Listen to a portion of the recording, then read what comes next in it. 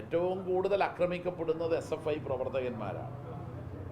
കേരളത്തിലെ ക്യാമ്പസുകളിൽ വിദ്യാർത്ഥി സംഘടനാ പ്രവർത്തനങ്ങൾക്ക് നേതൃത്വം കൊടുത്ത SFI പ്രവർത്തകന്മാരായ 35 പേരെയാണ് KSU അടക്കമുള്ള മറ്റ് സംഘടനകൾ ആക്രമിച്ച് കൊലപ്പെടുത്തിയത്.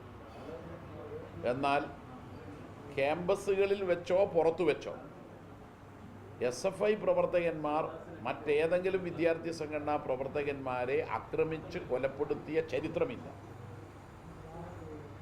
ഏറ്റവും ഒടുവിൽ ധീരജ് രാജേന്ദ്രൻ ഇടുക്കി ഗവൺമെൻറ് എഞ്ചിനീയറിംഗ് കോളേജിലെ മിടുക്കനായ BTech വിദ്യാർത്ഥിയായിരുന്നു.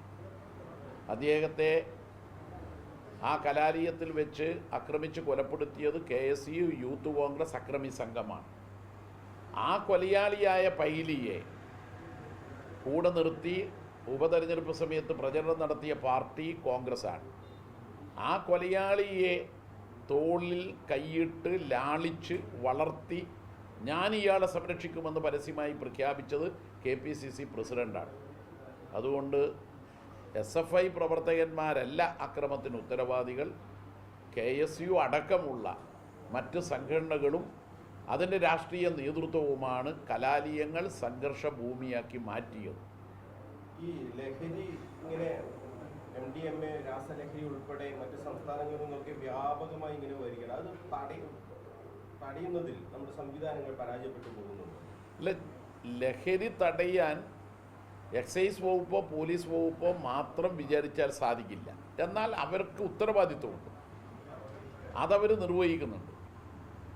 അവർ പരാജയമായിരുന്നുവെങ്കിൽ ഇതിനകം പിടിച്ചെടുത്ത ലഹരി വസ്തുക്കൾ, കേസുകൾ അത് പരിശോധിച്ചാൽ എക്സൈസ് വകുപ്പും പോലീസ് വകുപ്പും കൃത്യമായി നടപടി സ്വീകരിക്കുന്നുണ്ട് എന്ന് കാണാൻ കഴിയും. എന്നാൽ അവരെ കൊണ്ട് മാത്രം ലഹരി എന്ന വിപത്ത് തടയാനാവില്ല. ലഹരി ഉപയോഗിക്കുന്നവർ അതിൽ നിന്ന് വിമുക്തരാവണം. ലഹരിക്ക് അടിമപ്പെട്ട് കഴിഞ്ഞാൽ ആ വ്യക്തി മാത്രമല്ല നശിക്കുക, അതോടൊപ്പം കുടുംബവും നാടും നാശത്തിലേക്ക് പോവുകയാണ് ചെയ്യുന്നത്. അതുകൊണ്ട് ലഹരിക്കെതിരായ ക്യാമ്പയിൻ കേവലം സർക്കാരിൻ്റെയോ അതുപോലെ തന്നെയുള്ള വിവിധ വകുപ്പുകളുടെയോ മാത്രം ഉത്തരവാദിത്തമല്ല എന്ന തിരിച്ചറിവാണ് CPIM-നെ ലഹരിക്കും അക്രമത്തിനുമെതിരെ വിപുലമായ പദയാത്രയും ബഹുജന സംഗമവും സംഘടിപ്പിക്കാൻ പ്രേരിപ്പിക്കുന്നത്. തീർച്ചയായും അത് ഞങ്ങളുടെ കൂടി ഉത്തരവാദിത്തമാണ്. DYFI SFI സംഘടനകൾ മാത്രമല്ല, മുതിർന്നവരുടെ കൂടി ഉത്തരവാദിത്തമാണ്. ലഹരിക്ക് അടിപ്പെടാത്ത വിധത്തിൽ കുട്ടികളെ നന്മയിലേക്ക് നയിക്കുക എന്നുള്ളത് കുട്ടികളിൽ നിന്ന് ആരംഭിക്കണം. ഇത് അതുകൊണ്ടാണ് ഇത്തരം ഒരു ക്യാമ്പയിൻ സംഘടിപ്പിക്കുന്നത്. മദ്യം ഉപയോഗിക്കൽ എന്നത് മാത്രമല്ല ഇപ്പോൾ കാണുന്നത്.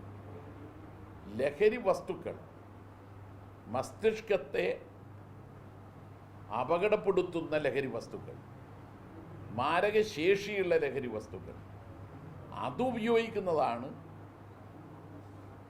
എന്ന് കരുതി മദ്യപിക്കുന്നത് നല്ലതാണെന്ന് ഞാൻ പറഞ്ഞു എന്ന് നാളെ വ്യാഖ്യാനിക്കരുത്. അതുപയോഗിക്കുന്നതാണ് വലിയ അപകടമുണ്ടാക്കുന്നത്.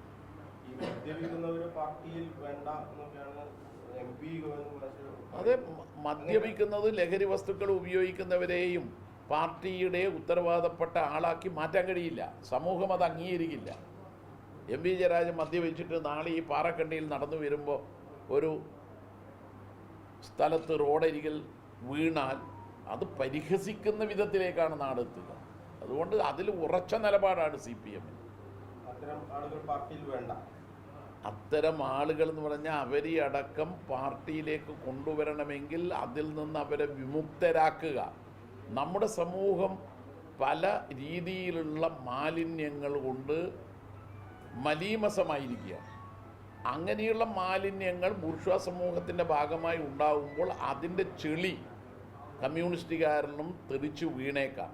പക്ഷേ അതിൽ നിന്ന് കമ്മ്യൂണിസ്റ്റുകാരെ പൂർണ്ണമായി മോചിപ്പിക്കുക എന്നതാണ് ഞങ്ങളുടെ ജോലി.